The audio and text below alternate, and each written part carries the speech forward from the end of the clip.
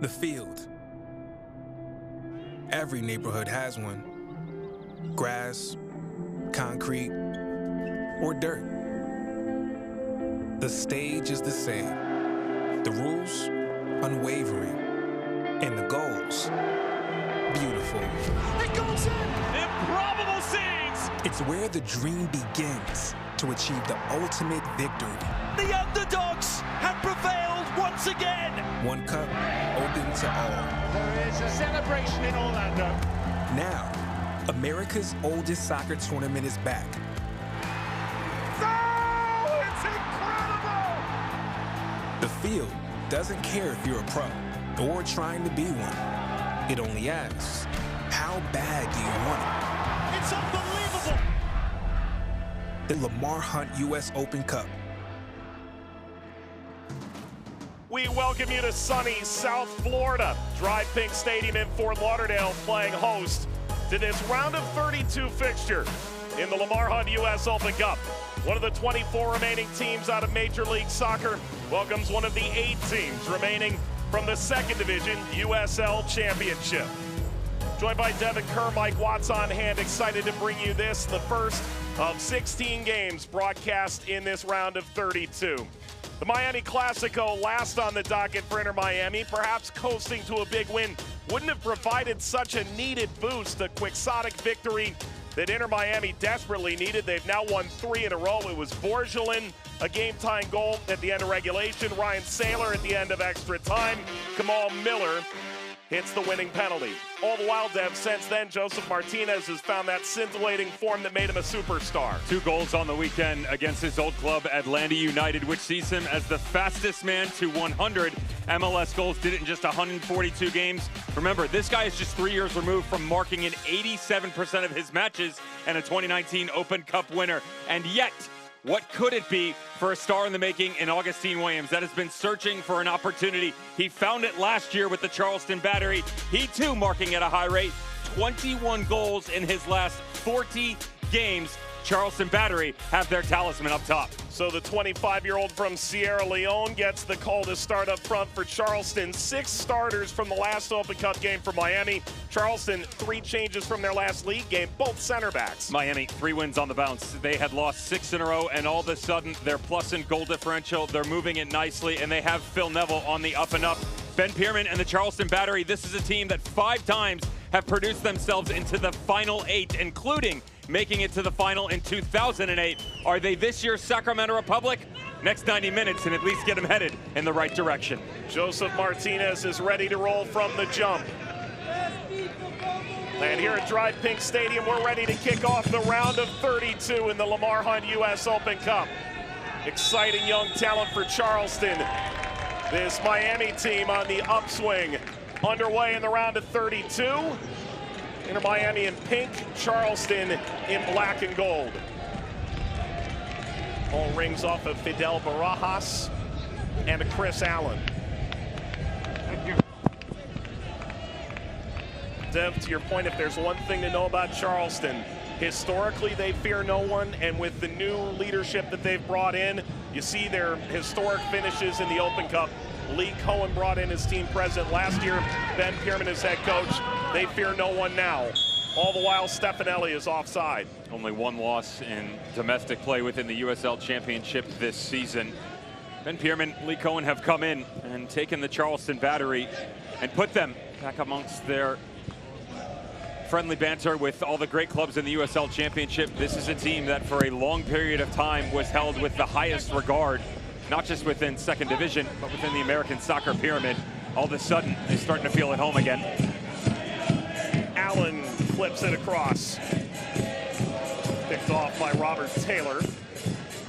2 starts in the league, gets the call to start for the second time in the Open Cup for Inter Miami. Allen, one of the players who made the trip with Ben Pierman after he left Memphis last year. A phenomenal campaign with 901 FC to take over Charleston.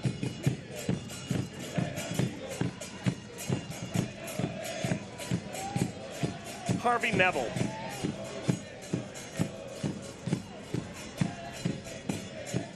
Ruiz clipped through nearly for Martinez.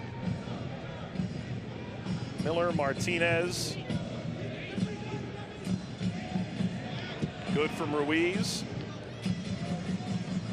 Williams holds up play for Charleston.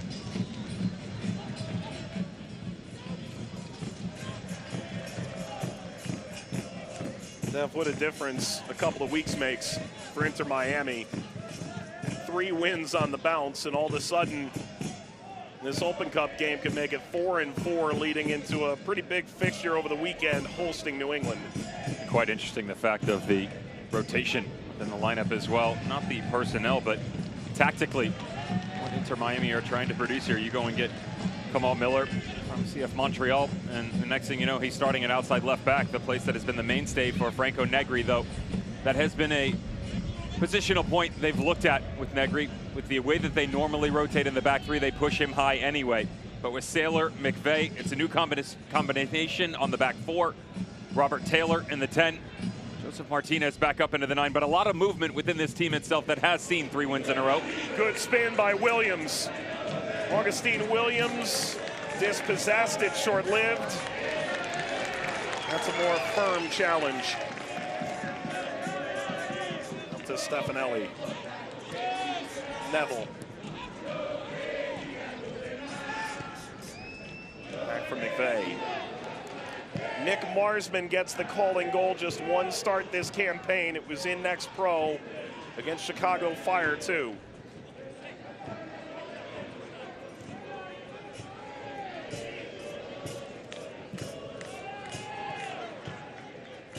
Ulloa. Martinez. Neville inches forward.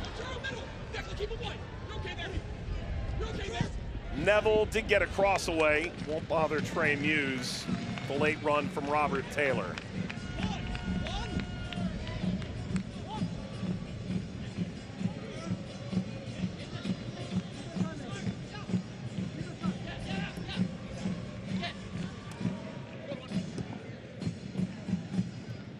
Field from Wynn, Williams.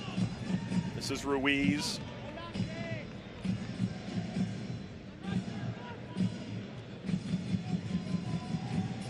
And this is going to be a real interesting look for the Charleston Battery, a team that likes to press. They would like to go up-tempo at times, but the vertical threat that they're capable of, I wonder how much of that is going to be here today and how high the line is going to be because of the opposition. They're not naive enough to think that they're going to walk into this building and boss teams around like they've been able to do so far in the USL Championship.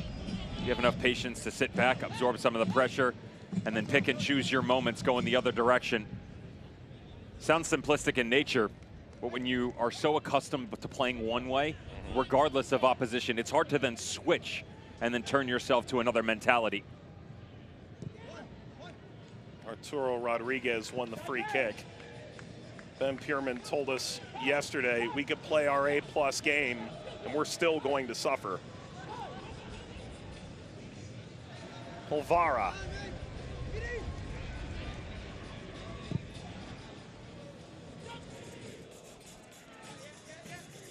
Miller muscling.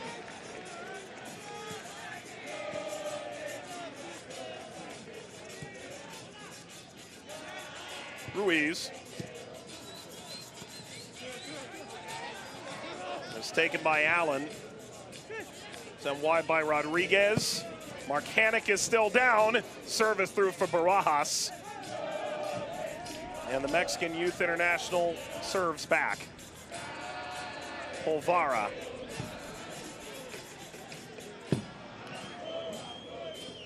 They'll put it out. Nick Marcanic remains down.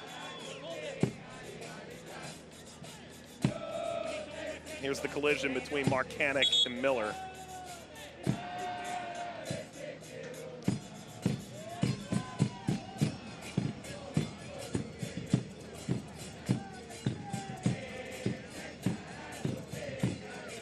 Dev, you and I are actually teed up to do a Marcanic twin bill tonight.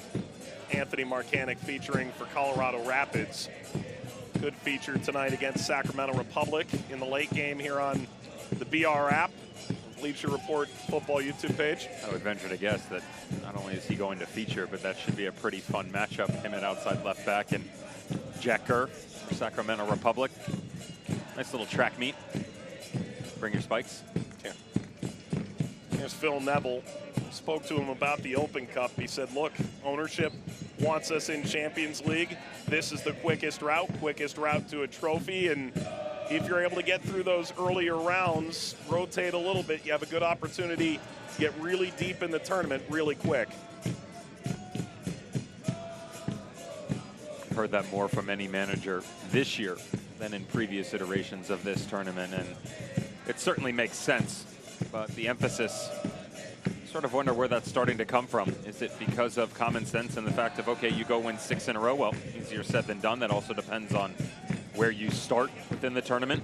I would also say that I'm sure at some point in time, it's crept into the thought process that you don't necessarily want to be one of the notches on the belt for a lower division squad that we saw a team in Sacramento Republic run all the way to the final before falling just short to Orlando City, garnering their first piece of silverware. It does sound like there is going to be a sub here, isn't there?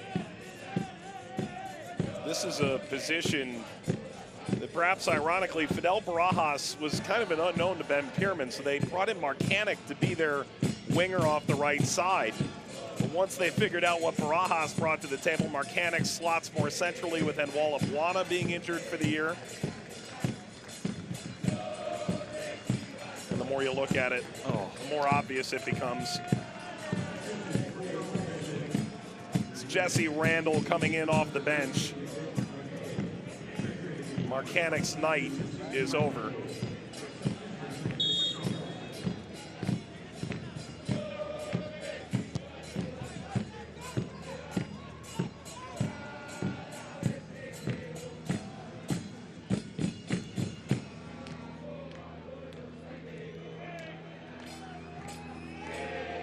Cochran.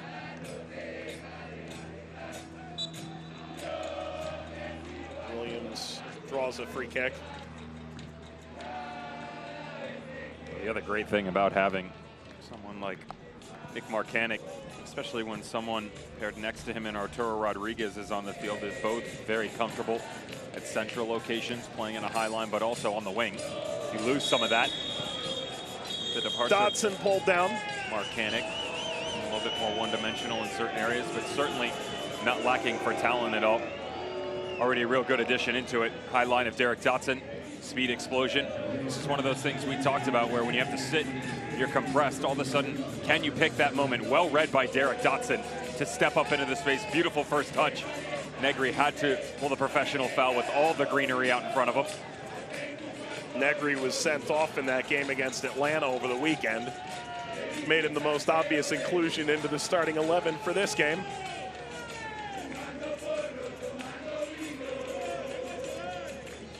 What do you like from this angle?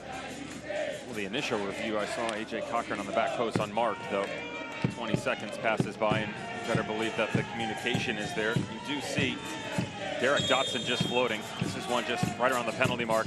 Redirect and have some fun. Rodriguez, header steered away. This will be a corner. Mentioned pregame, both center backs, and now rather the offside flag raised. Archer and Patterson, each 6'2" or bigger at center back, not starting. You can see correctly deemed offside.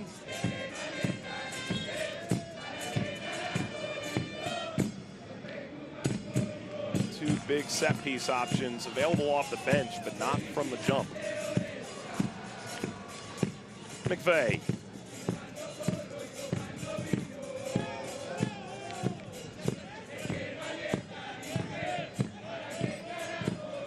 Sailor.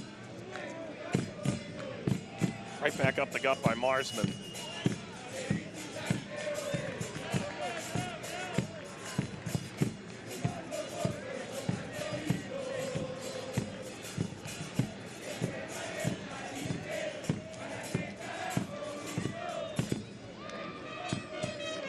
There's Ben Pierman, previously head coach And a lower division stalwart Detroit City on to Memphis for the past few years. Totally turned that operation around.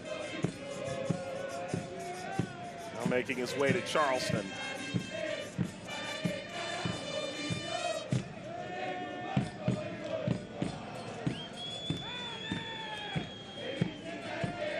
Ruiz. I'll get it.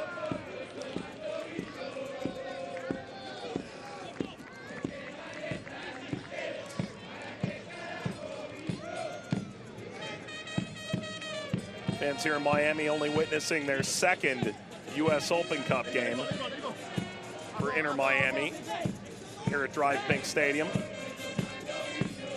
Of course, the ghosts of Lockhart past are floating around somewhere. Now you're talking my language. Still confuses me the direction of the field because it's flipped. Allen sent away by Ulloa.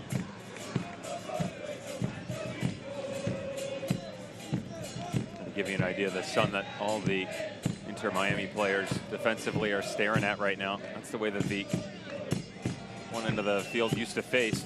Look right into it, east to west.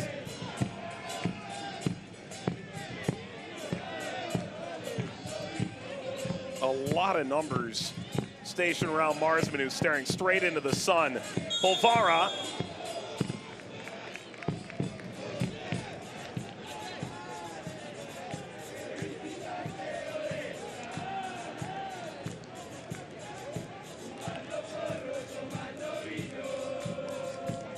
Surely a goalkeeper's nightmare from there.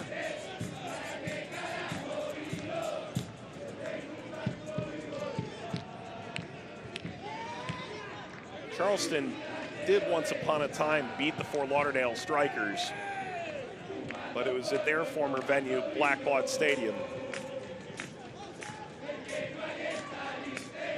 Of course, both the Strikers and Blackbaud, ancient history now.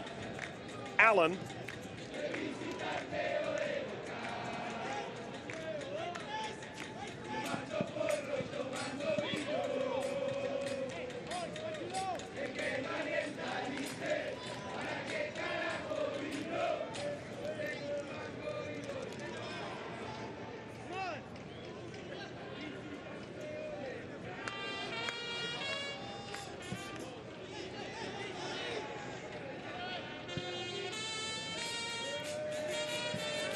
Marsman for Ruiz.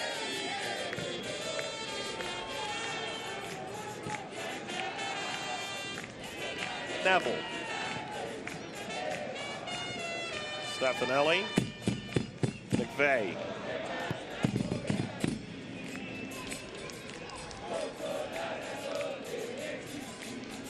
Having a little trouble positionally right now, Inter Miami, of getting everybody on the same page. The way that they're rotating high on the right-hand side actually mirrors what they normally do with Franco Negri. Of course, bumping him up into the midfield. The idea is getting 6 with 2 10s as Stefanelli comes in next to Taylor. The problem is as the ball is coming to the outside, tempo, not quickly finding the decisions to the interior, that by the time you get there, passing lane has closed itself down. Good job defensively by the Charleston battery, recognizing where those pieces are coming from, capturing, moving the options. Well, there's chalk on the ball, but it never got over the line. And it's to the benefit of Inter Miami. McVeigh. It's out beyond Neville. Is it anything Charleston's brought to the table that looks a little different, or is this just Miami finding their footing with so many changes? It's Miami trying to find their footing. The Charleston battery, smartly, are just sitting and trying to keep the game in front of them. I mentioned earlier, and I used the word, they're not naive enough, right? They'll attack the game. They're certainly not going to do it and show their hand in the opening 10 or 15 minutes. They want to see exactly what Inter Miami was going to bring to the table. That would have been the thought process in general, yet alone the fact that there are so many changes, and you look at the team sheet and go, are they really going to play this way? Because tactically, you could see different players in different positions. You know, this could have been a back line where McVeigh was at the outside back spot. paired next to Neville, and all of a sudden it's Saylor and Kamal Miller. You could have played in the 3-back system. Now that isn't something coming off 3 wins that I would have chased if I was Phil Neville, but you do have it in your back pocket. But it'll keep Gen Pierman guessing. And so it's just causing a little bit of frustration right now. I would say that overall, decision-making just at another level allows Inter Miami certainly be more efficient in their ways. Oh, that's excellent. Neville in behind. Neville denied by Muse. Martinez was entirely unmarked, but the angle closed quickly. Head up. Watch how quickly the decision is made. Stefanelli knows exactly where to go. Perfectly weighted. That ball right there. It's got to be square back across. You know, you listen to Phil Neville talk about Harvey Neville and how his progression as a professional. He no longer feels like he's gotten to this opportunity because of his dad. He knows that he has the ability to play at this level. Now it's about the regular repetitions. Can you put out the consistency of a performance each and every week? And that right there, maybe feeling like your opponent is a little bit inferior to you. You do all the hard work and the simplistic ball right across, right in front of your eyes. Easy to Martinez, it's 1-0. Instead, a lot easier on Trey Muse in goal for the Charleston Battery. Arturo Rodriguez grasping at his face.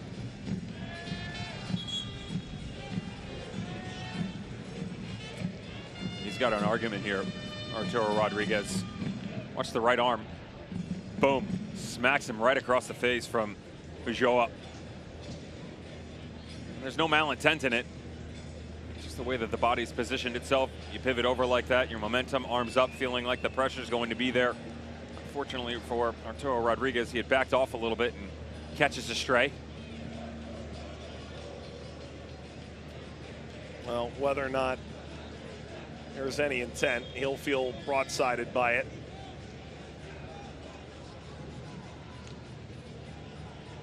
It'll be a drop here for Inter Miami. Rodriguez appears set to return. Arturo Rodriguez arriving after a star-crossed run with North Texas, the FC Dallas, now next pro side, then USL League One side. Young Player of the Year, won the title in 2019, 2 years in Phoenix.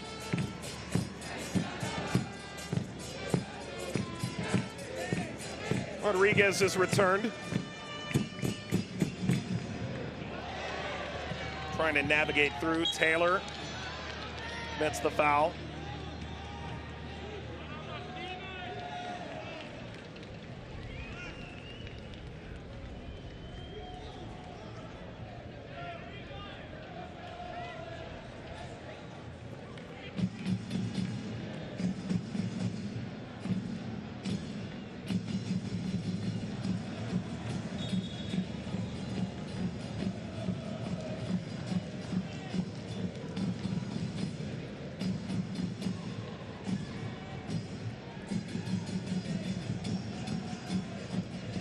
Strong-willed header in. Back to Marsman. And it's Neville now. 20 minutes gone in the round of 32. Charleston trying to do something rarely accomplished in this competition, going on the road to defeat an MLS team.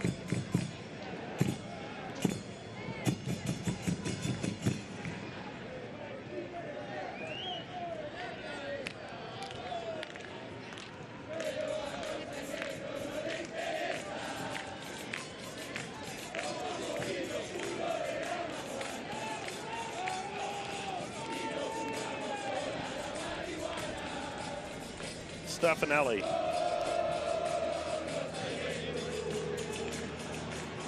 Service from Martinez, held up by Juan Palma. One start in the league, has started now all 3 Open Cup games.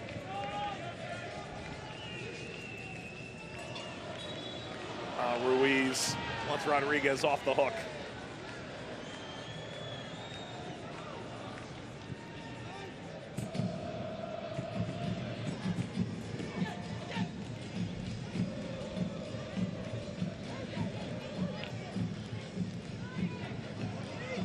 Allen back to Cochran.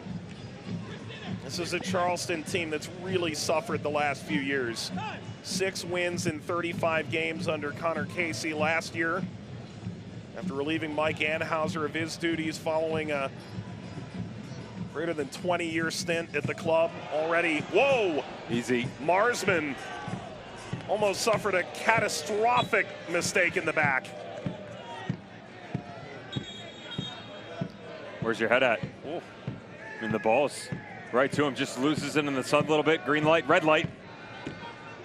I mean, this is really close. Good on Nick Marsman to recognize the fact that that might have been the last of his days had that gone in. Whew. No harm, no foul, boys. And they really wanted to see him get a game here, in part because, who knows, Drake Callender could play a role over the summer in these U.S. national team endeavors at Gold Cup. Neville trying to get in behind Wynn. Allen back to Wynn. Served up to Williams. Battled free. Rodriguez advantage played. Williams. Polvara. Rodriguez ahead now. Randall couldn't get there in time. That's quicker. If you are going to find success today, it is going to have to be coming off of someone like Dante Polvara or Chris Allen, so efficient in their ways from the center spots. What's the magic going to look like in front of them? Ball in open space for Augustine Williams. That's not going to be a problem. But as quickly as Inter Miami can recover, set their defensive shape, not necessarily sure there's going to be a ton of opportunities, which leaves you to moments like this. Field 25, 30 yards, 15 players, 18 yards and in. Very difficult to combat. Move them side to side quickly, head up. Polvara settled here by Randall. Came on as a substitute, Randall. That bangs off McVeigh.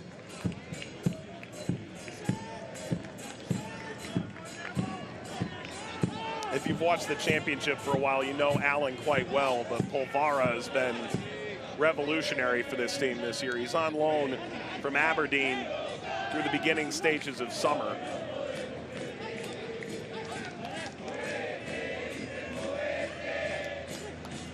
Allen.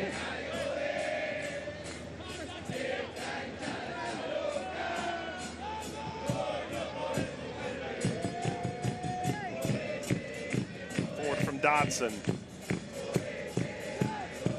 Polvara. Cochran.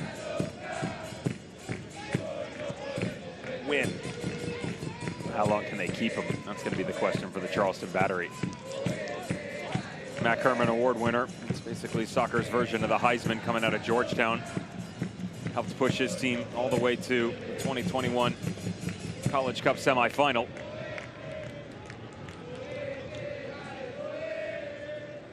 He's just really clean, just positionally, touch, play, head up the entire time. His profile is incredible. 6'4", right around 200 pounds. He's got enough speed, but if you watch, he never does too much, and yet it's always just enough. Little touches to help usher everything forward. Proper decision making to give team the chance. Wynn in behind McVeigh, spinning. Randall struck out of play. And Polvara, incorrect touch on the concluding effort. No one said anything about a goal scorer. Let's give our guy an opportunity here, but they spread the field quite wisely. And the overlapping run down into the channel for the Charleston Battery, which sets up the late delayed run. I mentioned to you, though, how Inter Miami recovered. They did a really good job of getting back, but you have to keep your head on a swivel. Guys like Ulloa and David Ruiz didn't make those runs. 18 yards out, wide open territory for the Battery to step into.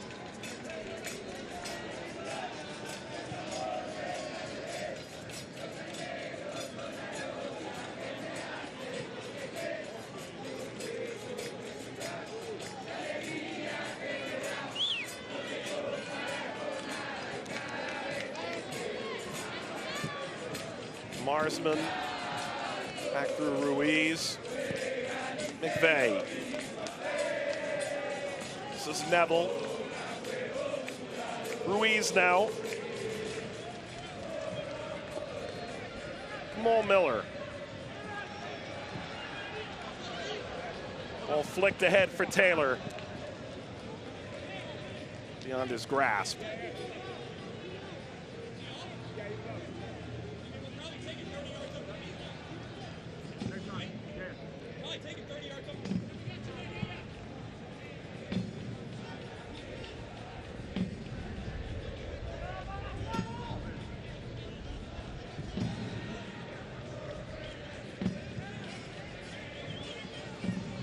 Well, it's an attempt at bravery here. Negri, the back of Dodson, turned away from Rodriguez.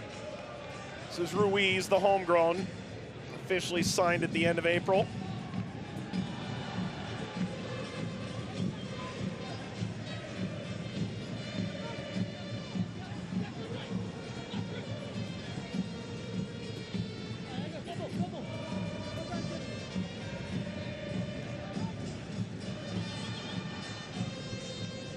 Sailor, Taylor,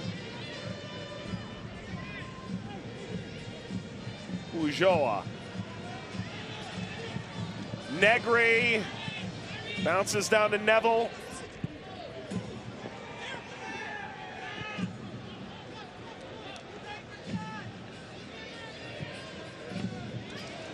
Sneaks through from Sailor. Negri for Martinez. Simple for Muse. Haven't seen much of Joseph Martinez yet. A little surprised that he actually pulled up on this ball back across too, but he did feel like Juan Palma had got the better of him positionally. The ball that actually started from Ryan Sailor just continues itself down. Franco Negri and the balls that he's able to distribute into the box, that was just prior. He's got a heck of a left foot, man. And they've got a fun little problem now that they've been wanting to try him at a starting position higher on the field in general. Now, I mentioned about 15 minutes in that they're actually mirroring on the right-hand side what they normally do with Negri at the left back spot. They're doing it with Harvey Neville, flattening it out with Miller, Sailor, and McVeigh in possession. Normally, that is Negri on the left side, and then he makes himself higher. But with a higher starting point, you would think more opportunities in transition to help getting more balls to Martinez and Campana. It hasn't been the case so far tonight. There is a ton of room out there. Just can't find him. Campana is available tonight off the bench for Inter Miami. Perhaps that's a pairing we see together. Muse collects with ease. That's a lollipop for him.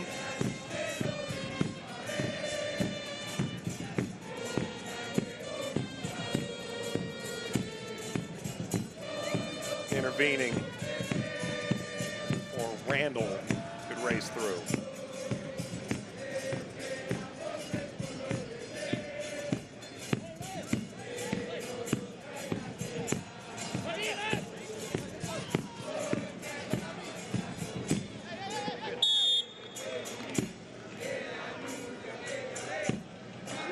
Free kick, Charleston Battery. Second division side celebrating its 30th anniversary, its 31st season this year.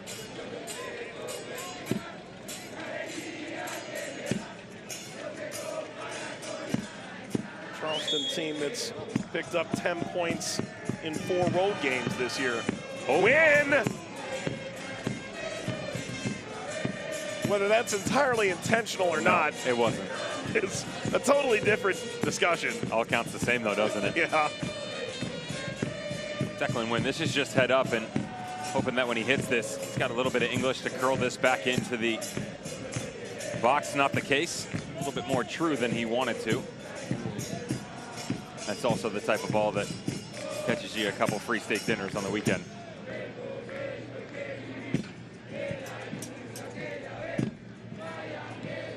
That goes in, all of a sudden it's a real Donnybrook for Inter Miami.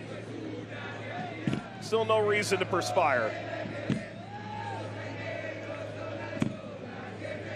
Past the half-hour mark in the round of 32. Winner will find out Thursday what's next for them, who and where. Taylor doing the damage himself comfortably for Trey Muse.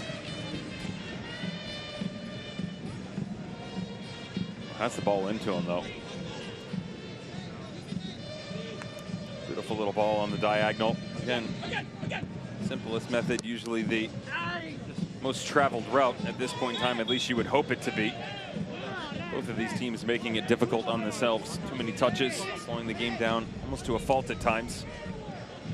And Phil Neville talked about the success of Joseph Martinez on the weekend, specifically coming off the bench and how he felt like the game being open, the way that it can stretch himself more suited, and yet almost every single time they start to go in transition, they step on it, try and rotate to the other side of the field, have not been able to find him. Similar talking point for Augustine Williams. The variable's a little bit different for the Charleston Battery and what they're facing. Getting him out in the open, trying to find a way to capitalize on him as a vertical threat. Almost null and void 33 minutes into the match.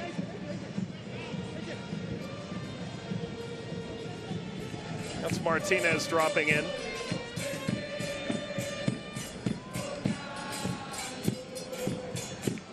Turned away from Martinez, Stefanelli, Negri, Ulloa.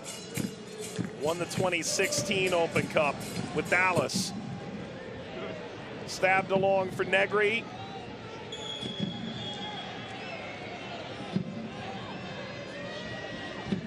Dotson was the free kick as opposed to the goal kick.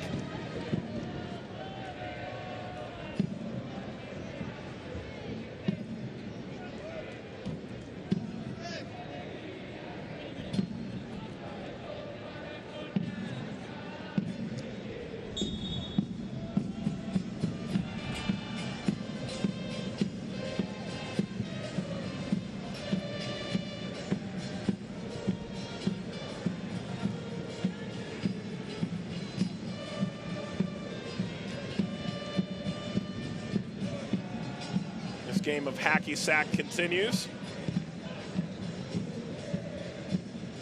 Fidel Barajas, appeal for handball off Ulloa. There is none. Barajas, really exciting prospect. We saw that CONCACAF under-17s. Won the title with Mexico.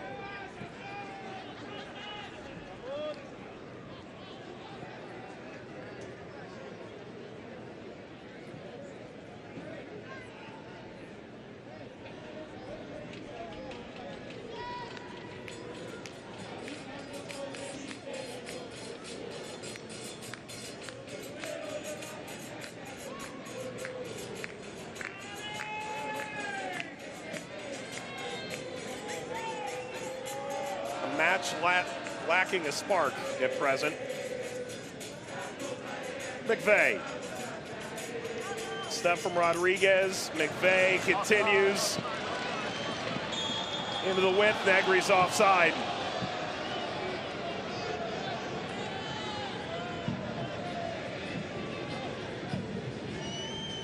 I'm not so sure that Franco Negri agrees with this one. I'm not sure I do either. I don't agree with it either, though. Understand the run down underneath Stefanelli affecting the play. That could easily have been the thought process by the linesman.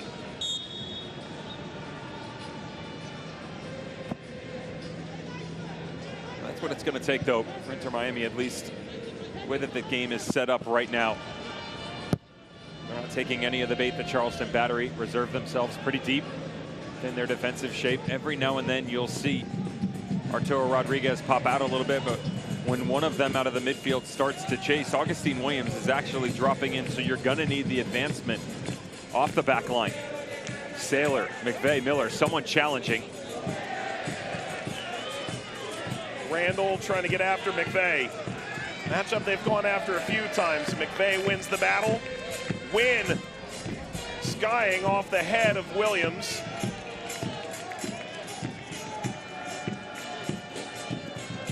Could this be a transition moment for Inter Miami?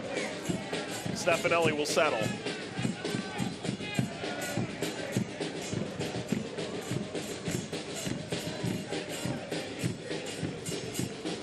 Miller. Scrumptious ball. They like this look again. Into Taylor. Tried to spin it through for Martinez. Taylor taps to keep it alive. And finally, numbers even here, 3 versus 3. Attack is on. Randall! Rebound off of Marsman. Pops up the claim. That felt like a transition moment in slow motion. Barajas coming off the right-hand side never really jutted in, did he? That's a young player in Fidel Barajas who just didn't attack it and felt like, okay, well, I've got these veterans in front of me, at least compared to what he's normally dealing with. Attack that, right? You got to go one-on-one in that situation, not lack for any confidence, and just recognize the fact that who cares who's on the other side of the ball. If you want to go and win a game like this, you have to remain positive in nature. Don't slow your actions down. Fear for nothing. Instead, Barajas gets caught in a little bit of gray area out on that right-hand flank and removes. No good option for Charleston Battery moving forward. 3v3 with 30 yards to go. You can't pull the trigger with 25 yards out. Net by Wynn. Kept away from Ulloa. Rodriguez into the pocket, laid off by Polvara.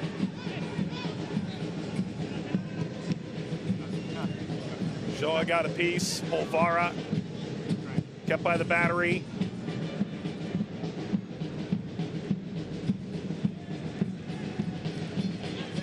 Well handled by Miller, Saylor, and Marsman. Crowd here willing Inter Miami forward. The final 10 minutes of the opening half.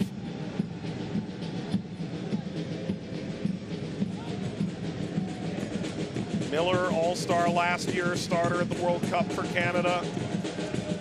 Critical mid-season acquisition for Inter Miami.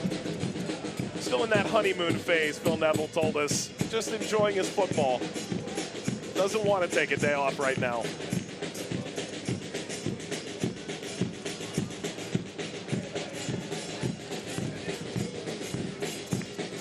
I could use a day off. You're not in your honeymoon phase. No. Well past it. You and I are at the, are we at the diamond phase? Was that 10 years? Not, that early, huh? No, I don't know. Eventually, the gifts we gave each other last year we'll be able to partake in. Sorry, Dev, you get frankincense and myrrh. That's right.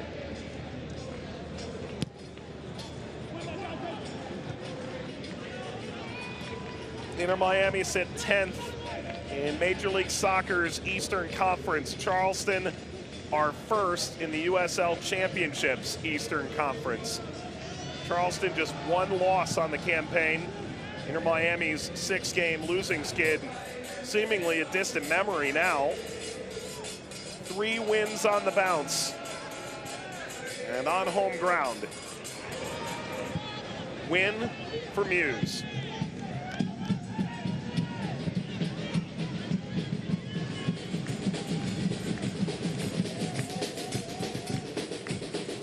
Collected by Saylor, who had the 118th minute game-tying goal against Miami FC. Perhaps we just need to wait a little bit longer for the fireworks.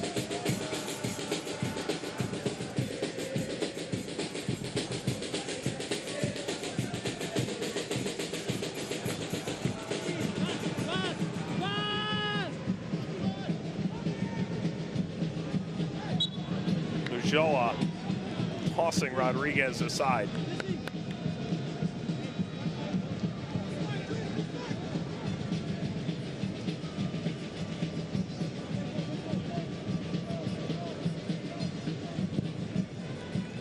Dev, if you're Inter Miami, as this turned over, Martinez takes over.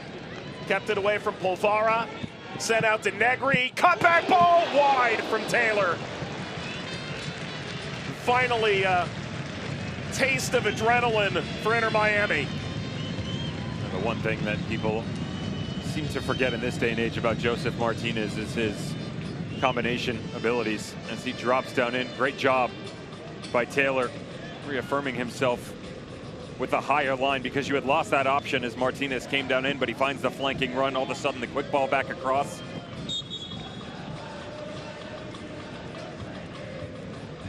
It's just going to be about speed and decision-making for Inter Miami come the second half. They've almost fully moved themselves into a pretty aggressive three-back system.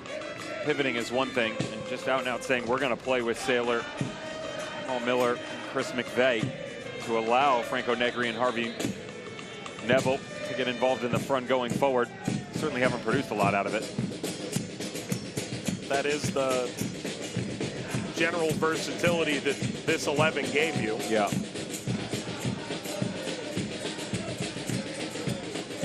Let's see what Charleston has in mind. Mentioned Polvara earlier, acquired on loan March the 8th. Twice the Big East midfielder of the year. He had 16 goals in college, but unlike a lot of Herman Trophy winners that bagged 16 in their trophy winning campaign, Polvara, that's denied. Polvara set to go back in June to Aberdeen, but you know, Charleston would love to keep him around.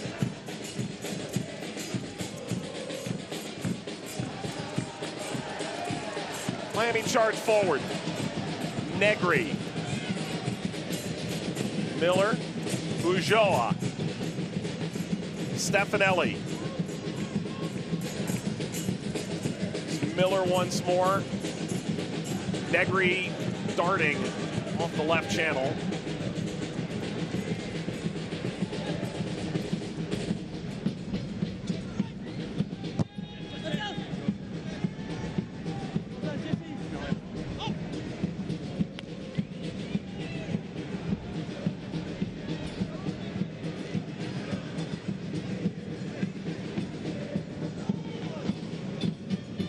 Neville.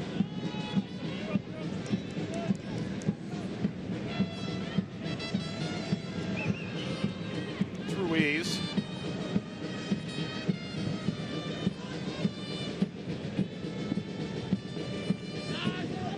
Charleston continues to sit in.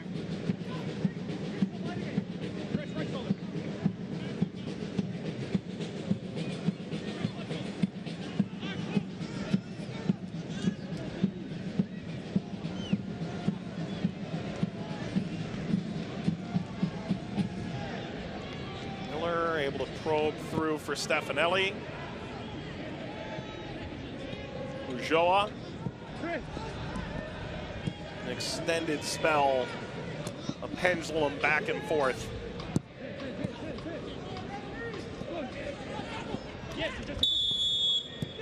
And a free kick. To be fair, a pendulum is also what a magician uses to put you to sleep. We're there. 3 added minutes at the end of the first half. Although I'm sure the Charleston Battery aren't upset about the fact that it's 0-0, at least at this point. Approaching the end of 45 minutes. Certainly a little anticlimactic in terms of the personnel on the field and what is capable from either one of these teams. Certainly the MLS squad in Inter Miami matched up against the lower division team in the Charleston Battery. Martinez, that was just his 16th touch of the game.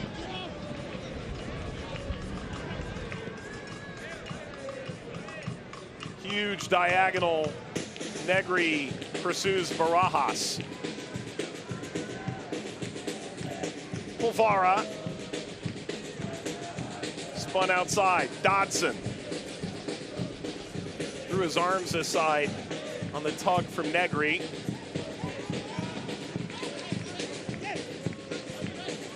Fair, that's Barajas' 12th touch, only 20 for Williams. Enter the area, Rodriguez turned away. That's brilliant. Allen deflected. Allen dives in.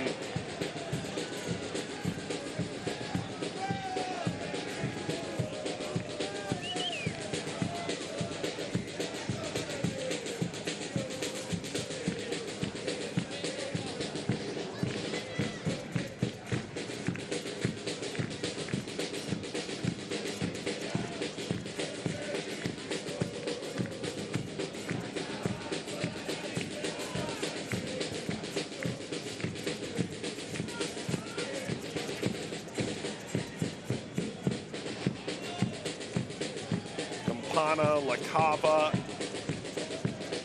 Ramoski, Borgelin. Options that could really change the game for Inter Miami in that second half. 0-0 when you have that available out of the locker room. Not such a bad place to be. All the while, one of the best weapons Charleston had on its bench, Jesse Randall, had to come in due to Nick Marcanic's ugly injury 10 minutes into the match. The personnel that they have available to them are guys that you would normally have to see a match out, whether it be in the starting 11 or coming off of the bench. Certainly your two center backs, Leland Archer, AJ Patterson, guys like Robbie Crawford, who seem to have their wits about them regardless of location on the field. McVeigh, that does sneak through. Ulloa, not to be. That's the 3 minutes. That's halftime.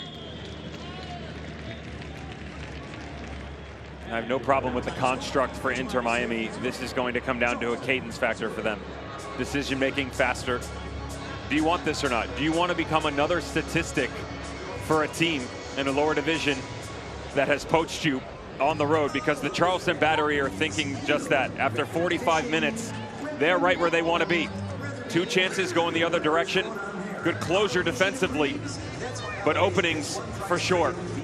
Deductive reasoning does not always have to be a quadratic equation if you're Ben Pierman and co. Sometimes just put 1 and 1 together. That can lead you to greatness and glory. Can that be for either one of these teams in the second 45? MLS advances on home ground in the Open Cup against the lower divisions 85% of the time historically. Inter Miami still in position to advance. Scoreless at the break. Charleston has turned this into a bit of a snooze. Marsman spared his blushes. It's halftime here in Fort Lauderdale at Drive Pink Stadium. Enjoy the sprinklers watering the field.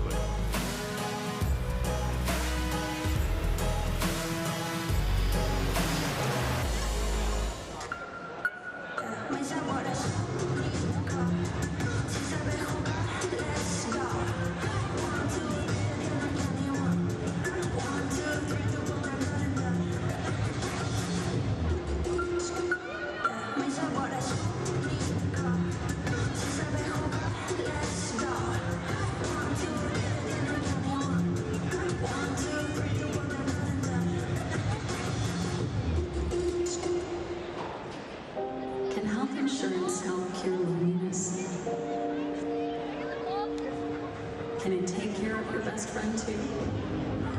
Or hold your hand for 9 months? Can it be there for you at 3 a.m.? Or inspire you to go the extra mile? We think so, which is why every day we ask ourselves, what else can health insurance do?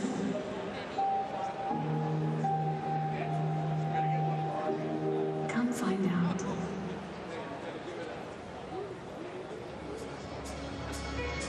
If you're interested in supporting the IMCF Foundation and win some money at the same time, purchase your 50/50 raffle ticket right now. Who wants to win some money? Make some noise. Come on now. It'll be the first time, I'm going to tell you. I'm going to say that again. Who wants to win some money?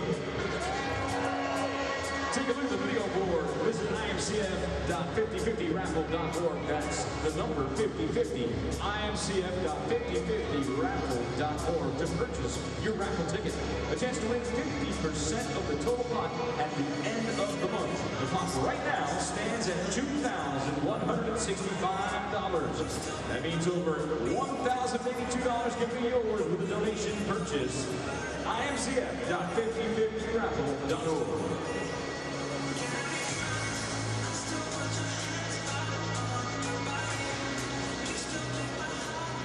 Hey, IMCF fans, Hay Club is proud to be your favorite MLS team's official whiskey. Be sure to grab a Hay Club Sunshine cocktail while cheering on Inter Miami for tonight's match. Cheers, and always remember to please drink responsibly.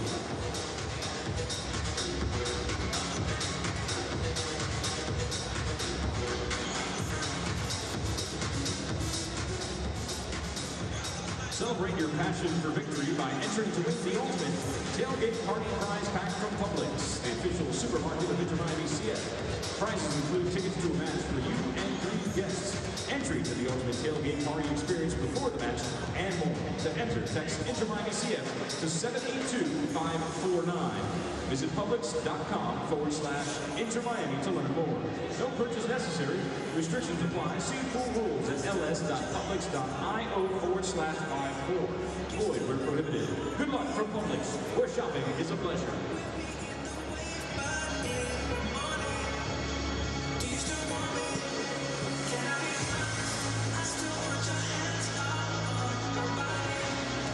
Want to ride in style around South Florida? Purchase the new IMCF license plate right now. Scan the QR code to learn more.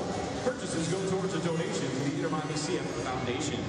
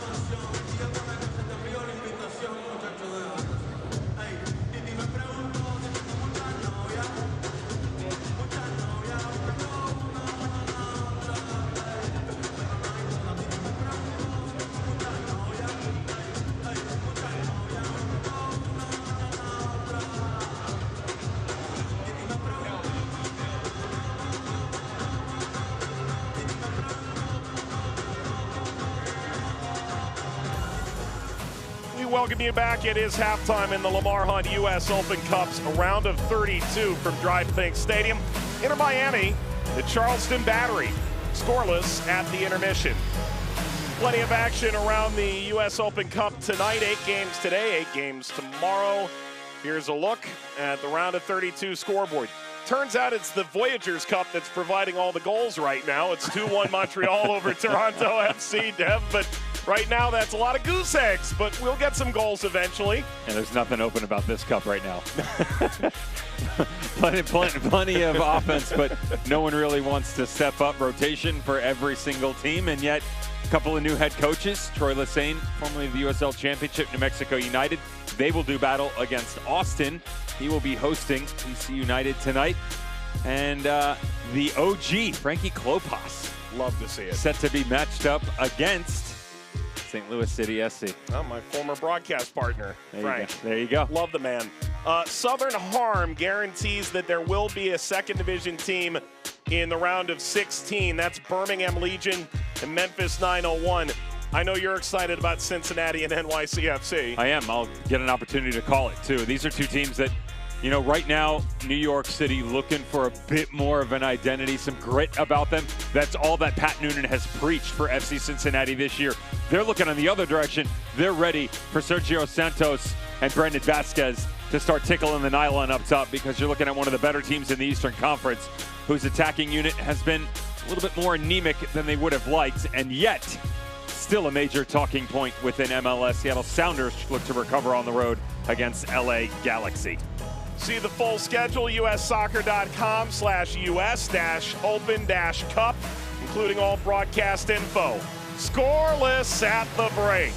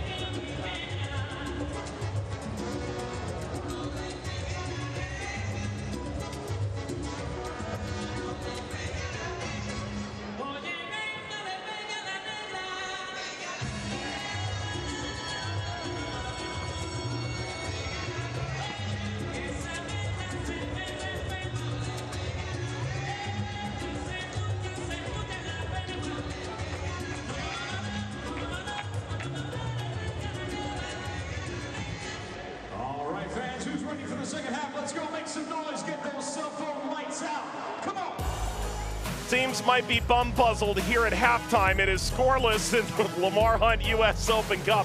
Round of 32. It's Inter Miami and the Charleston Battery. Welcome back to Drive Pink Stadium, everybody. Joined by Devin Kerr, Mike Watts on hand. We'd be remiss not to mention that there is a South Carolina native involved in the Inter Miami system. We'll get to that in a moment. A quick look at highlights. There isn't much to speak of. This is a low light. Mark Hannick goes down injured on a challenge from Kamal Miller. This is maybe the best chance of the half from Neville. He's got to square that back across because Joseph Martinez has acreage in front of him right at the top of the six. The change, though, for the Charleston Battery, losing Mark Hannick. Anytime that you progress yourself deep into a match against an MLS opponent, you want to be able to make the changes Marsman might have been one of those had he let this roll into the back of the net, but certainly recovers.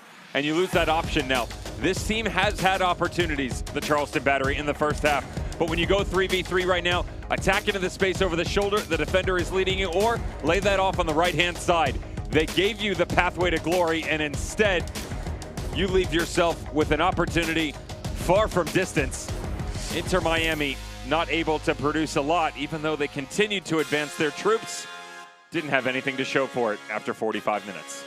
Here's a look at your halftime match stats. 4 shots apiece and expected goals, 0.59 for Inter Miami, just 0.17 for the Charleston Battery.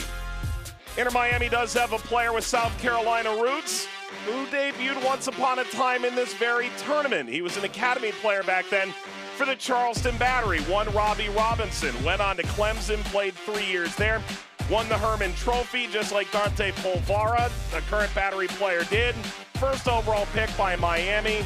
There he is with the trophy, the scarf. Not available tonight, dealing with a calf injury. Nevertheless, you know, Charleston is starting to set some real roots, including Fidel Barajas that they brought in late last year, the Mexican Youth International. There's a belief from Lee Cohen and Rob Salvatore and of course head coach Ben Pierman, they can make this a destination within the championship for young players. I would say that most teams around the country are starting to recognize that talent isn't just within the academies that are right in front of them. And that doesn't mean MLS, USL Championship, League One. There's talent all over the place. Can you cultivate it? And so specifically relating to the USL Championship ranks in the Charleston Battery, we've heard some noise from Louisville City. You're probably going to see some more in the near future. Orange County out west. This player actually started with Sacramento Republic, transitioned to San Jose. Feels like on the East Coast, underneath the tutelage of both Ben Pierman and Lee Cohen, has a real opportunity to push himself into the spotlight. Opportunity there, the tug of war at the international level also between USA and Mexico. Rodriguez serving a good ball, and Dodson launches it over the crossbar.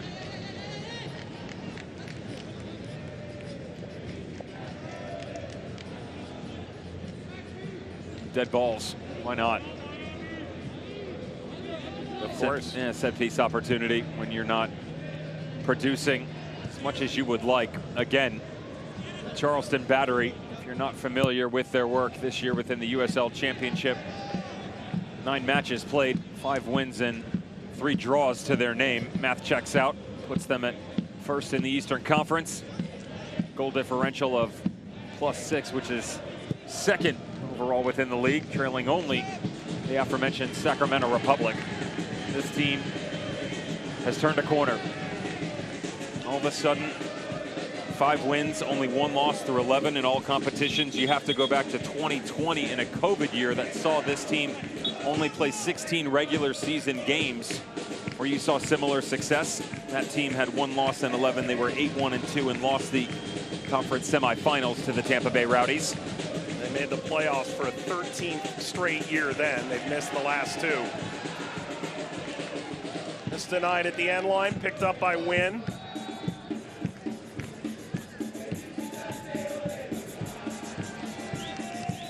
By the way, Charleston is starting to get it right.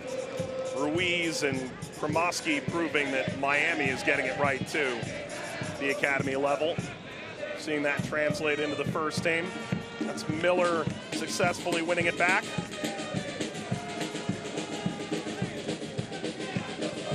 Ulloa. Negri. Only player on a yellow card entering the second half. That's a big switch for Miller. Neville.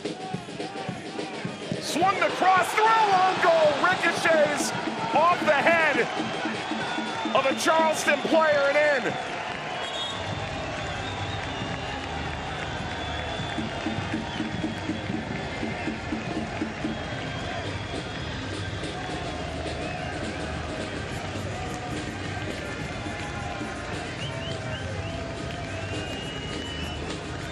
You've got a feel for him here, literally, with the brunt of this ball that comes right off the dome of Juan Palma. Good switch of play. Notice Neville, this time one-on-one, recognizes the fact that he does have the trailing runs. Joseph Martinez, timing isn't exactly there. Would have liked Neville to see his head up and recognize the fact that although the run was there, It was 3v1 in coverage. Probably not necessarily the best decision, but sometimes all you have to do is put the ball into a danger area and let magic happen, and it strikes within 5 minutes for Inter Miami at the start of the second half. Well, it's insult to injury for Juan Palma. If you're Joseph Martinez, you put yourself in the right place at the right time. And if not for the footsteps, Dotson likely lets that fly by.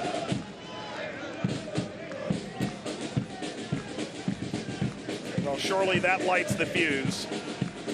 Palma is up and navigating along the end line.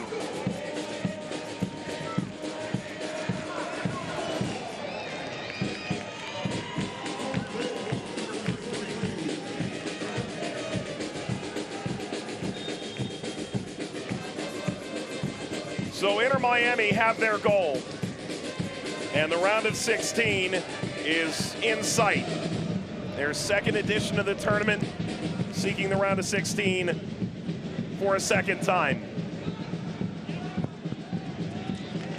And a quick corner the other way for Charleston.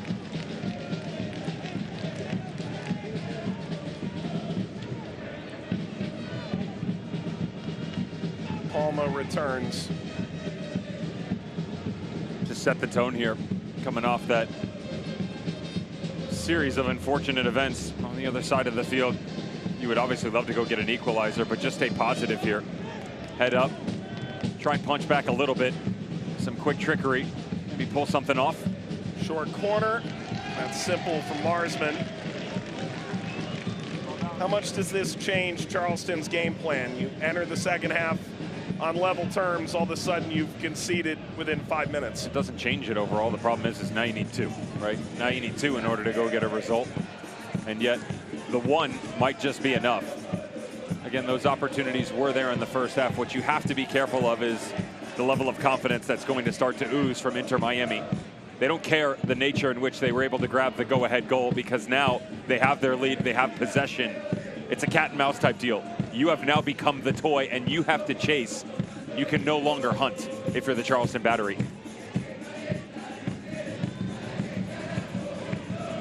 Ruiz. Neville on the trot. Away by Randall.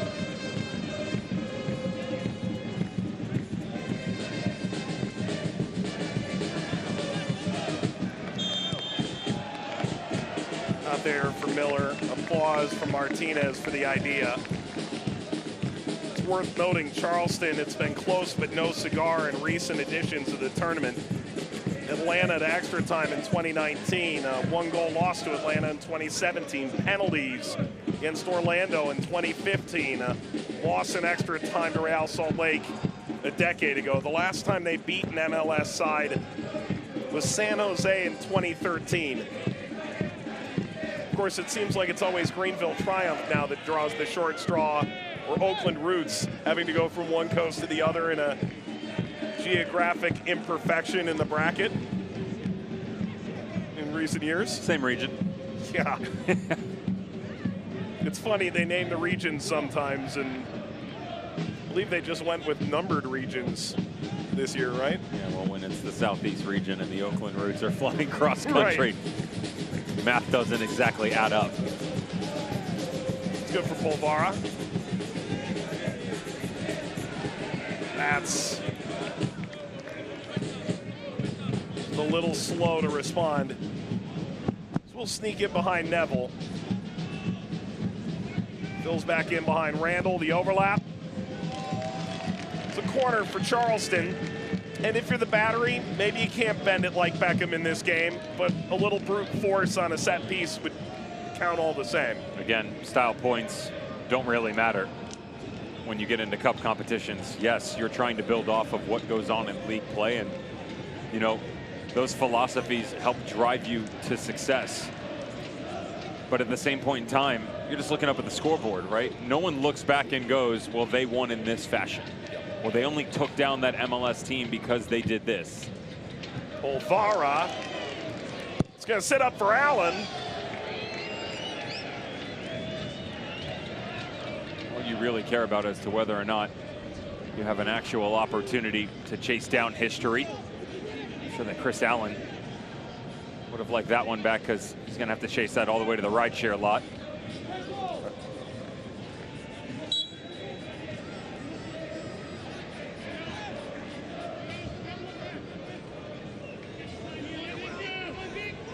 It's a conclusion that lacks razzle-dazzle. Troy Lesane and New York Red Bulls have a 1-0 lead over DC United. How about the schedule Troy got to start at that job? He gets DC, and then is it the Hudson River Derby that follows? Sounds about right. Chicago has gained the lead over a St. Louis team that looked impenetrable against Union Omaha. Frankie Klopas and Troy Lesane both on the right side of the ledger to start. Here's a change for Miami. Player came into the 89th minute, trailing by a goal, and pulled Miami level at a real breaking point in their season. Schneider Borgelin places Joseph Martinez. Kremoski entering as well. They're putting in a ton of work in that 2-1 win over Atlanta. And Martinez frustrated as he takes leave. Stefanelli coming off as well. Well, this will give him an opportunity to jump into that 10 role. Lacked a little bit of a presence in the overall playmaking position. Inter Miami would imagine pushes Robert Taylor out onto the flank. Turnover. Carried forward.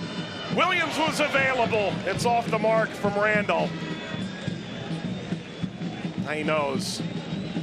But it's difficult too, because Augie Williams is so high that he's actually in an offside position. If you play the ball forward, because he's in front of you, he would be offside. But to immediately turn back and revert his run, well, then you close down the window for that ball to come square back across. So he basically just has to hold serve at the top of the 6, hope that Randall can get high enough, quick enough, and then bring it back across, but they can't connect. A couple of nervy moments tonight for Marsman. Just one start on the year, and it was in MLS Next Pro.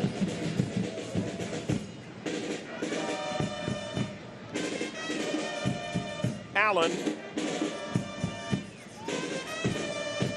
Cochran. Win. Allen got caught flat-footed. Picked up by Borgelin.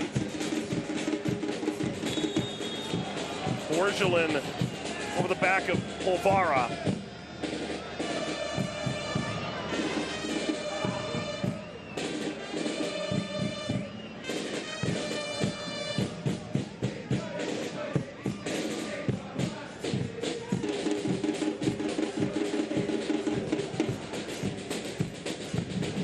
Allen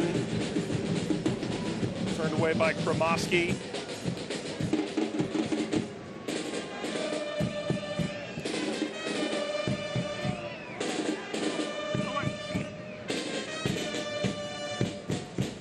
Williams.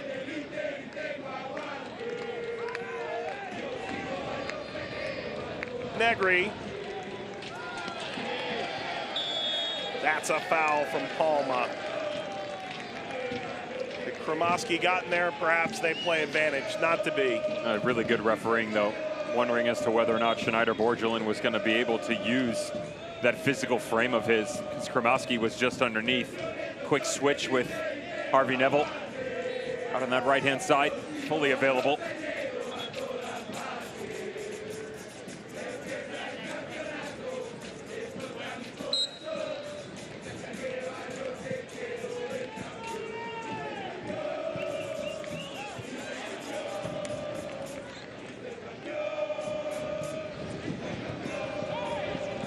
Attempt to whisk through for Williams. Phil Neville said maybe the best center forward below MLS right now. 5 goals on the year. Silent tonight. Neville. Ruiz.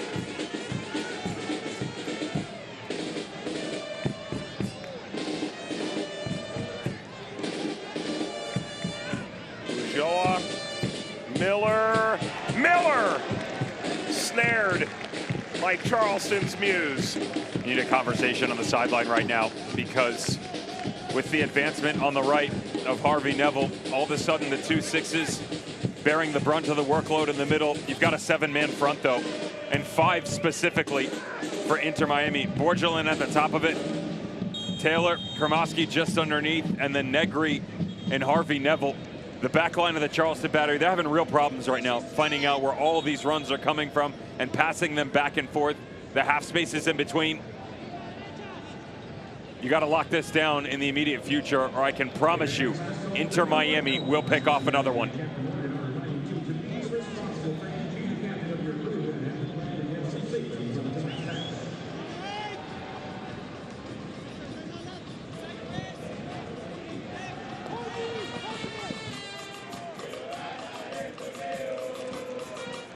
Robert Taylor. Taylor now the full finish international.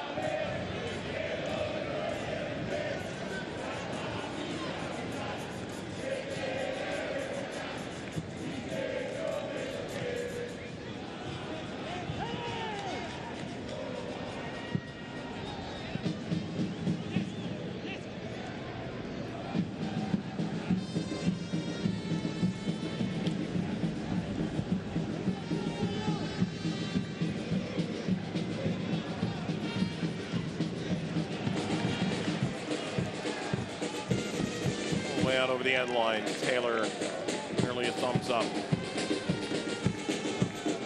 Dev, I know you're a big fan for the haberdashery of it. Fan of the collar on the kit from Miami? Big fan of the collar. I knew you would be. Yep.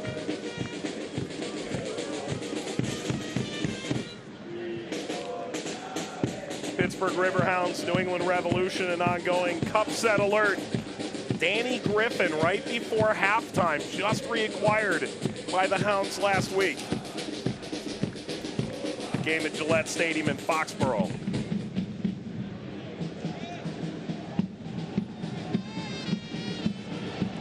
Borgelin cleaned off by Palma.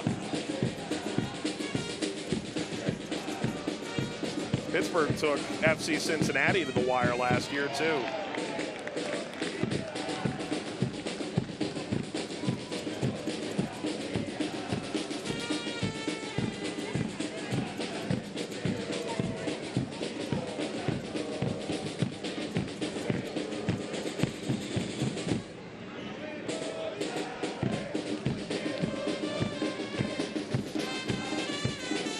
Down by Miller. This is Barajas. Couldn't break through. Instead, Kremoski. Neville.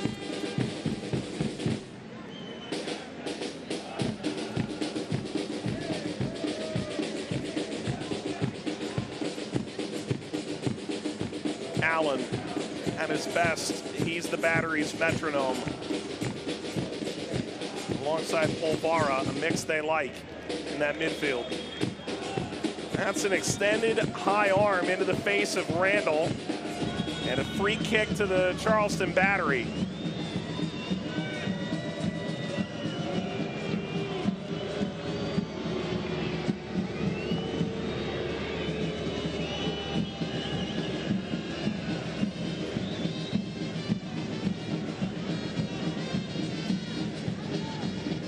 McVeigh is shown a yellow card for that.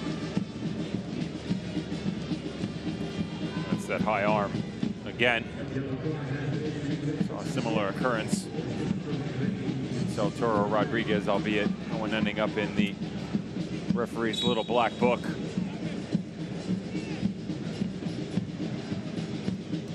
Most dangerous this team has been is quickly going the other direction. They spread it thin. They're in real trouble right now. Watch the center. Kremoski making the run. Borgelin couldn't thread the needle.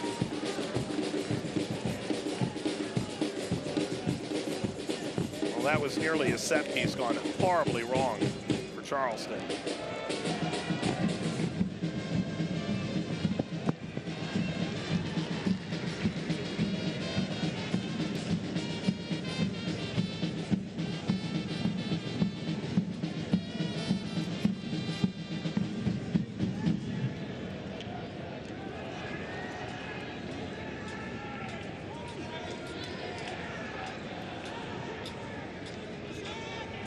Battery get that one big chance.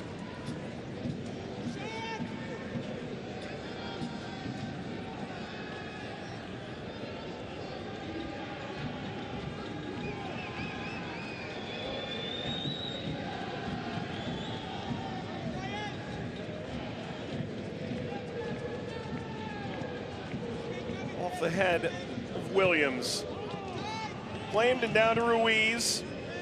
He's been called into the Honduran under-20s, the U.S. under-19s. Has grown into this game. Slowly. You listen to the comments from Phil. Oh, what a jump there by the Battery. And they've won a free kick for it. Card has to be. Third card of the match, and it's Ruiz who pays the price. Negri, McVeigh, and Ruiz on cards now. You would say that it's a dangerous ball by Kamal Miller, but if the first touch is correct by Ruiz, he's fine. He's got to go negative there, back towards the back line, and try and build. Instead, he opens up his hips. That's a young pro mistake. He's trying to give himself the opportunity to advance, and those little moments are going to eat you alive, especially within MLS opposition. When you're matched up against the Charleston Battery, they're right there too. It's the end of the night for Dante Polvara. Robbie Crawford, who we spoke about in the first half, will step in the hopes that some of the glory in the days of yore under Mike Anhauser lay just around the corner. Barajas couldn't sneak through. Player down for the Battery. Kremoski battling. Crawford won it away. Crawford on into his dangerous right. And the attention turns.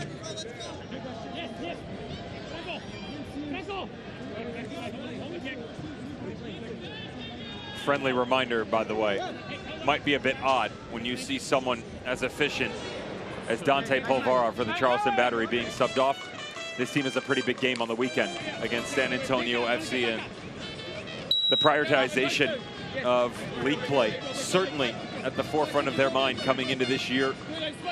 As the results have pushed themselves along, so have the injuries. So the roster depth a concern for the Charleston Battery that, of course, would like to get a result tonight, but they do have to think about the balance overall, both cup and domestic competitions.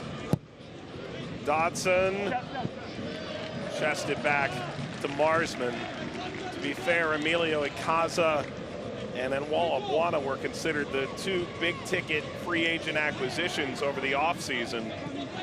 Buana, a knee injury, a broken leg. Should see at least another month sidelined for Icaza. And then your run-of-the-mill injuries along the way as well. They've just welcomed Andrew Booth back onto their bench tonight. Imagine what a player like Tristan Traeger would do for you to be able to stretch this game. 17 minutes against Vegas, subbed on and had to come off. Those quick balls in behind. One of the acquisitions from the Atlanta United organization, albeit primarily representing the 2 squad. That's a good touch right there. Neville trying to get around Cochran. Ruiz. Borgelin off kilter.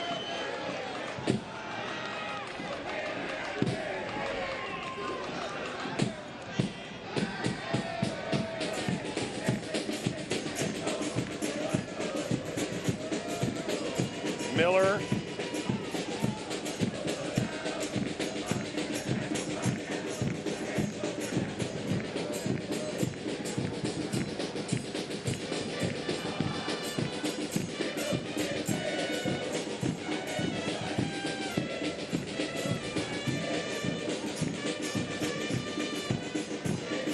Nice pulse here at Drive Think tonight. Hips don't lie.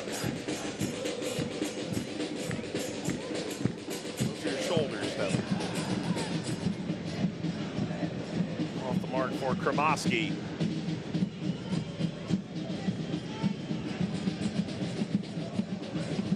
Sent into Allen. Ruiz charging by his side on the yellow card now. Changes coming for Inter Miami.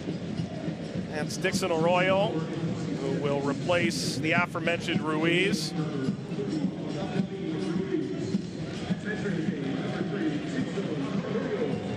DeAndre Yedlin for Harvey Neville.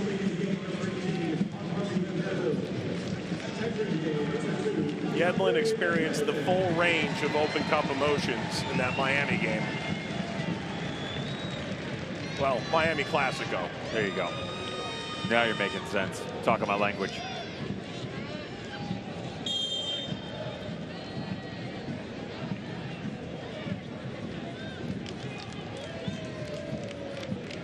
Yedlin, part of that 2014 Open Cup winning Seattle Sounder team.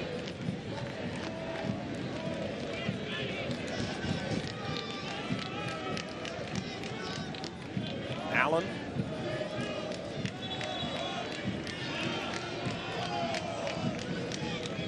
"20 minutes to play. It is an own goal that separates the teams off the face of Juan Palma less than 5 minutes into the second half.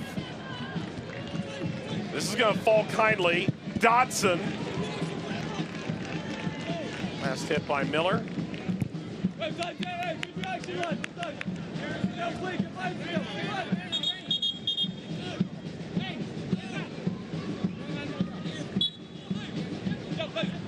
Dodson's found his place at outside back in Charleston. He's playing much higher up the field in previous stops. Williams kept it alive, hit the post, follow-up is well off the mark by Crawford. That's a half chance if I've ever seen one, but Augie Williams almost took full advantage. Watch the balancing technique against Ryan Saylor. That touch, brilliant by Augie Williams. And then he's trying to bring this back across, but the way that it sits for him, he's just gonna let it fly. Doesn't catch it clean, but gets it down underneath. Holds Marsman in his tracks. And then on the deflection, Robbie Crawford, the OG for the Charleston Battery, almost gets them to even. That's a quick sigh of relief on the sideline for Phil Neville and co. Not a guy you want to give even a sniff of a chance. How about a yellow card to Nick Marsman? That's a seemingly fast, time-wasting yellow from Jonathan Belinsky.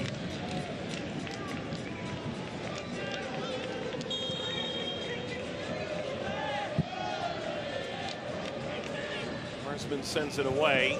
Officially listed entering the week. Questionable with a foot injury. Of course, does get the call. That's a heavy leading touch. That's the first card to a Charleston player. It's to Dodson. He knew it the second it left his foot. Derek Dodson, not normally having to worry about this space being closed down so rapidly. But again, different level. You're matched up against tonight with Franco Negri, so accustomed to winning those one-on-one battles.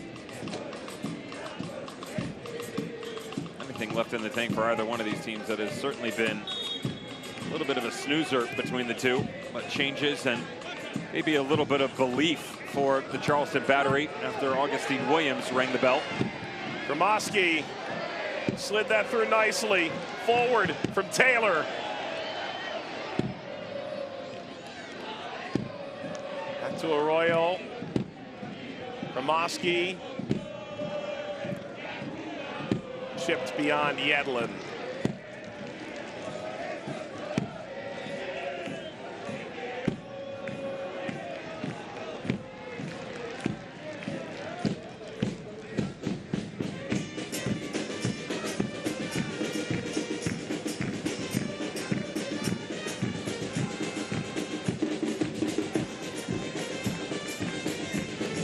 Miller beyond Borgelin.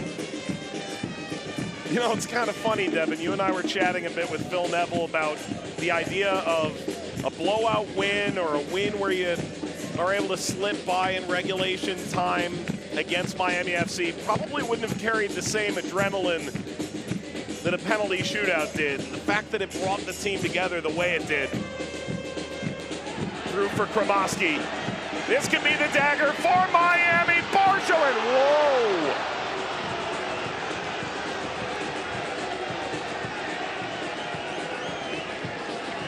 Not necessarily sure the bigger question is him ringing this up over the top. There looked to be a tremendous amount of contact just inside the box. Either way, Schneider-Borgelin, he's got a sitter. Referee doesn't blow the whistle. Close your eyes and fall on it, and it's 2-0. Instead, the belief's still alive.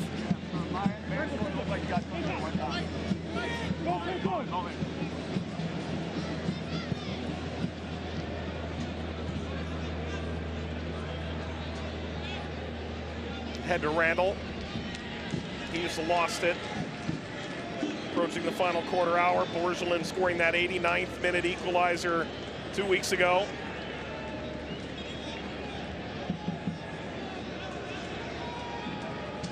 A leap of faith from Margate, Florida, to jump into the Union Academy for a few years. 2 years in the residency, and then returned to South Florida. Jump into Inter Miami too.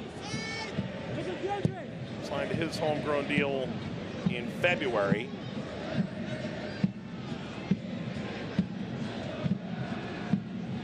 Taylor for Borgelin from Yedlin. Borgelin able to maintain somehow. Accepts a corner for a slaloming run.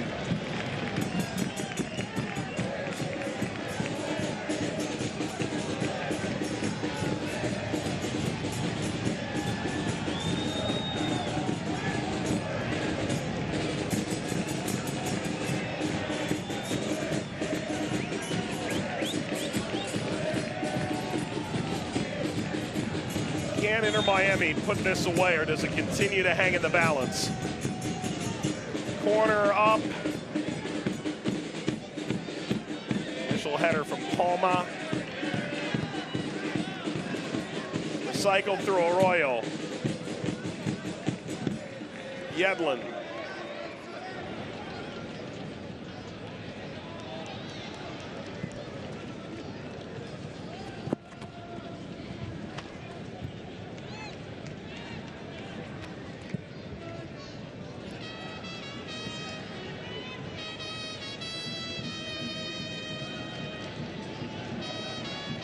Yedlin.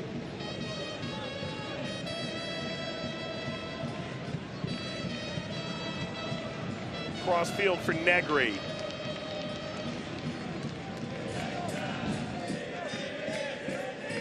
Miller.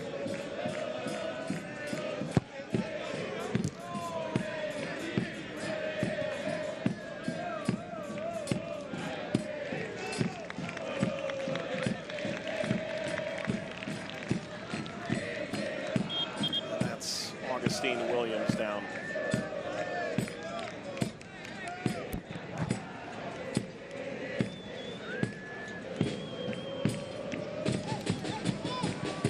That was the right acquisition at the right time, wasn't it, Miller? Taking on a little further instruction. Miami doing a very good job assaulting this away. Yeah, it's right now it's just wash, rinse, repeat, right? Ball back and forth.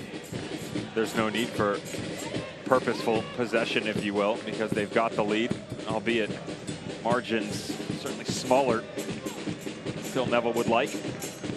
But they're comfortable on it. Haven't really been mistake prone for the most part, really, outside of the one giveaway by David Ruiz. Taylor pulls it back. Kremoski. Crawford in the nick of time. And the bigger question right now is going to be moments like this, where if you commit numbers forward, do you have the reserves in the tank to then track back? Because that's all the Charleston battery are asking for. Barajas still has the engine. So does Randall. Augie Williams can challenge you up over the top. Robbie Crawford, fresh legs. These guys can help you chase the game, and they certainly have the motivation to do so. Ben Pierman gets his personnel to commit more frequently to their vision in the USL Championship than any other managers have been able to do so. Taylor, another incursion for Inter Miami. It's Yedlin. Sizing up win. Yedlin taken out of the air, denied from Taylor.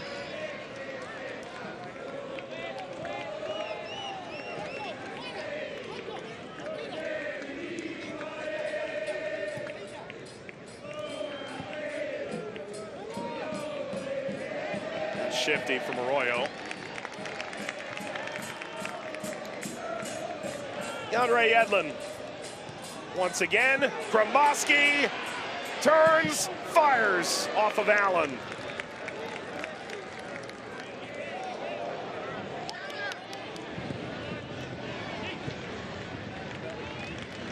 Roll back away from the run of Arturo Rodriguez. How's the touch from Benjamin Kremoski? I mean, son, dear Lord. I mean, this thing is pinged by DeAndre Yedlin, and he just plucks it out of thin air. Little pirouette. You're watching a young man mature right in front of your eyes. This is a team that just a couple of weeks ago searching for a vision of positivity of what be in the future. Offside for Borgelin. You lose Gregory a couple of weeks back. John Mota within the midfield. Bryce Duke and Lassiter, a part of the Kamal Miller trade. All of a sudden you're looking around going a lot of new faces, but with that comes opportunity. I would say that David Ruiz and Benjamin Kremoski have certainly taken full advantage of that. Change of foot. Andrew Booth returns after a layoff due to injury. That's A.J. Patterson on for Wynn, typically the captain for the team. And they're able to bring on their greatest bench goal-scoring threat tonight, Aiden Apodaca.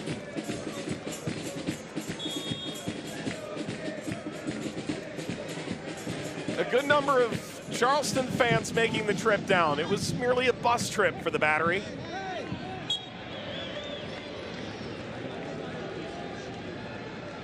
Andrew Booth grew up here in South Florida, went to FIU and then on to Greenville under John Harkes for a couple of seasons.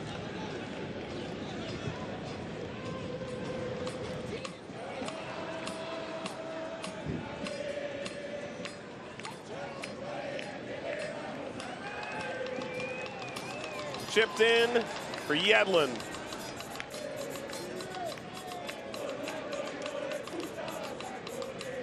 Kremoski forced off by Patterson.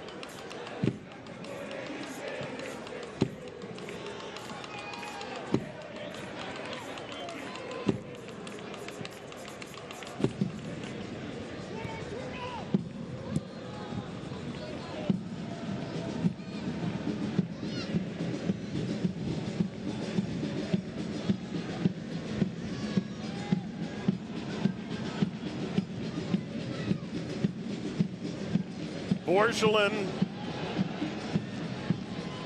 It's a vital intervention. It's Booth.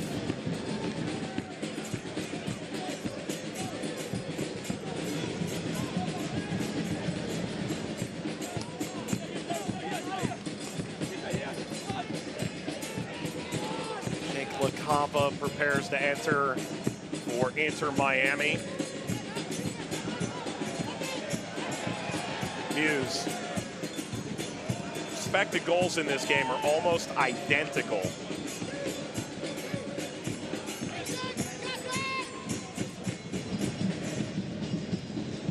Williams astray.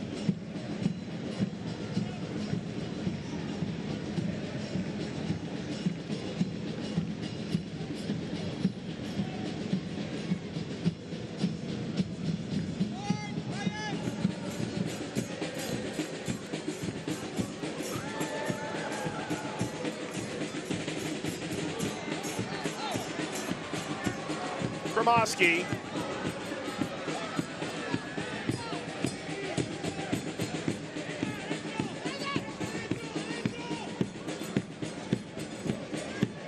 Booth.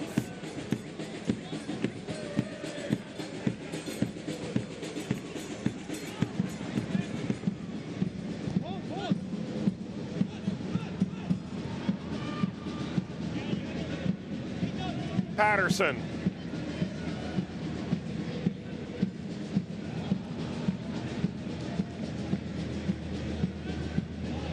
Good read from Patterson to recover. The Grenada international, his 5th year with the club, sports the captain's armband.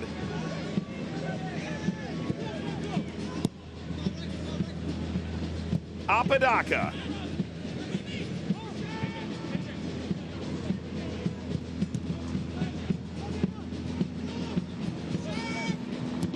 Abadaka.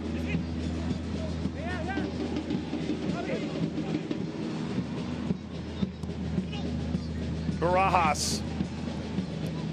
Can he make the impact necessary? Dotson crossing toward Williams, met by Yedlin.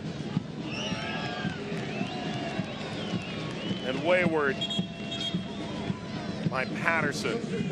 Well, here's an interesting move here for Inter Miami. It's Jake LaCava coming in. Unused so far in MLS League play. Replaces Robert Taylor.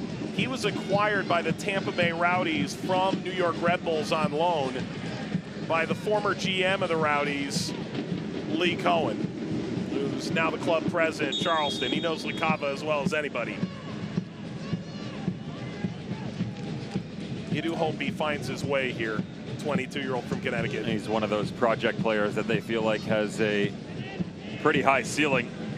12 goals and 6 assists, 37 appearances, both regular and postseason. Alone with the Tampa Bay Rowdies last year, certainly turned some heads. I would say that the 2021 season that saw 10 marks and 31 weren't too shabby either. And on that front line, if you're going to play with 5 in the midfield, he can play in a center spot, feeling comfortable. And that drop down 10, he can play as one of the 2 strikers up top. You can use him as an advanced midfielder, sort of that 4-2-3-1 type look, and a 4-3-3.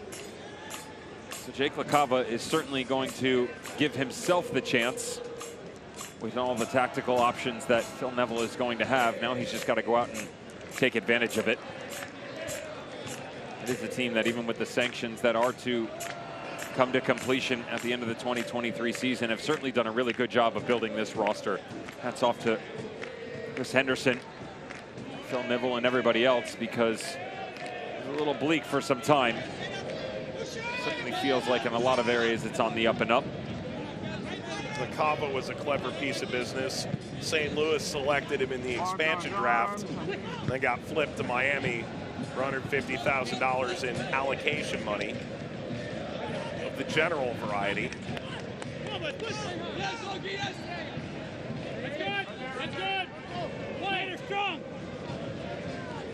Sand through the hourglass for Charleston. The own goal, shy of the 50th minute, still the difference. Borgelin driving the slide from Patterson. And Muse makes this a throw, not a corner. Borgelin got whacked by Patterson. And this is the referee on his viewpoint. Feels like the ball is there. This is a recovery. That's an aggressive touch. It's a good tackle, though. Well done by A.J. Patterson as they moved into the 3, come from the far side of the field. You leave your feet, catches him almost at a lateral angle, certainly not from a restricted position. Ball then player.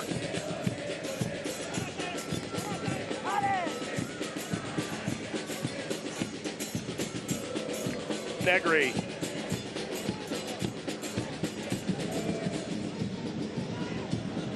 One thing you know for sure, hectic schedules around MLS. Most every coach well aware they may well be playing midweek 3-4 weeks in a row in some cases. As it stands for Miami, an extra 30 minutes before they host New England, go to Nashville, and host Orlando before a round of 16 fixture. The final week of May seems unpalatable at the moment. 100 seconds remaining before stoppage time. Meanwhile, outside the city of Charlotte, Charlotte FC lead Orlando in the final 10 minutes. Pittsburgh still ahead on New England. The Red Bulls approaching the hour mark ahead of DC. Minnesota, Philadelphia, they've just kicked off, and Chicago at halftime ahead of St. Louis. First day of 2 in the round of 32. Booth, Crawford, Patterson. Numbers. First header away by Miller. Settles for Booth. Appeal for a handball, referee says no. That's Palma, that's a free kick for Inter Miami. Garnering precious time and field position. I would say that even if it does come off the arm, it's certainly outside of the box. The question is, was the arm away on the deflection, or was it already next to the torso?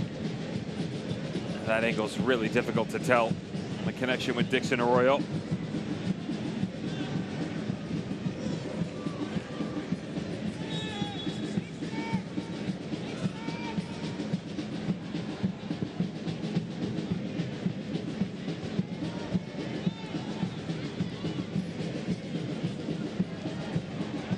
Negri. Inter Miami look for their exclamation point. Still they wait. Booth pings it forward. 4 added minutes. It's felt like this game has moved a little swifter than that.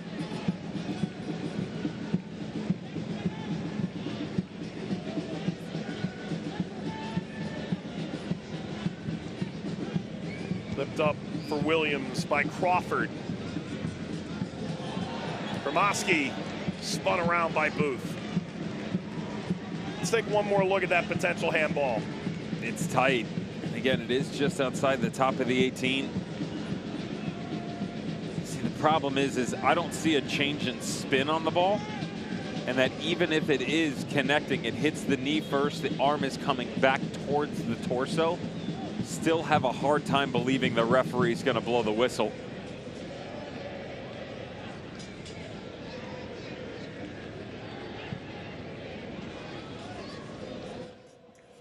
Kava, Negri.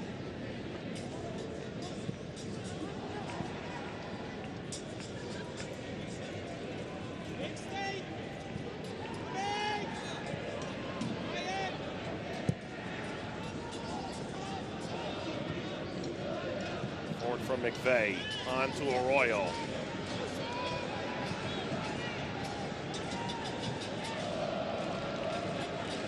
Seeking Yedlin. 2.5 minutes to play. It's been a decade since Open Cup magic overtook the Charleston Battery. They may have to wait at least another year. Negri drops that into LaCava. In attack mode, Jake LaCava.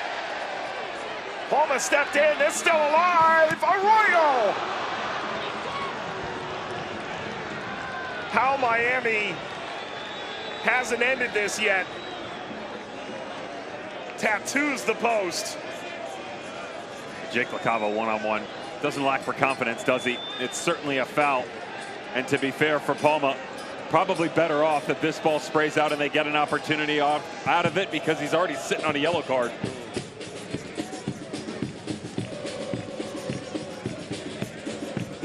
Crawford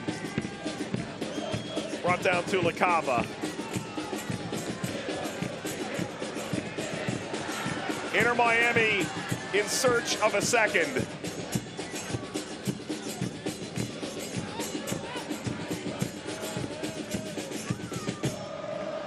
Seconds ticking away.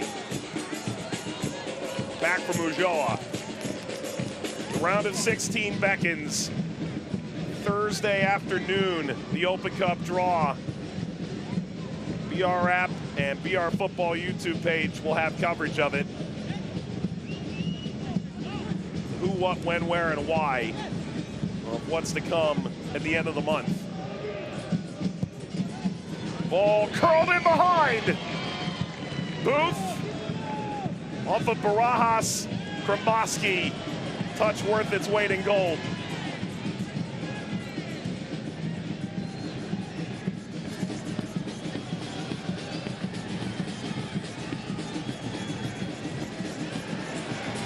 Snyder-Borgelin taken back by Palma.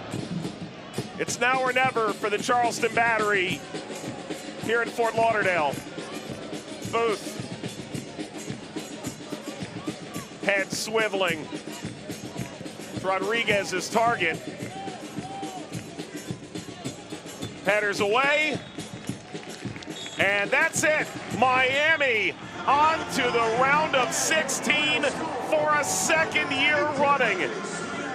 It's the own goal in the 49th minute that pushed Inter Miami into the final 16 of the Lamar Hunt U.S. Open Cup. No magic tonight for the Charleston Battery. Big Brother and Inter Miami, they came out.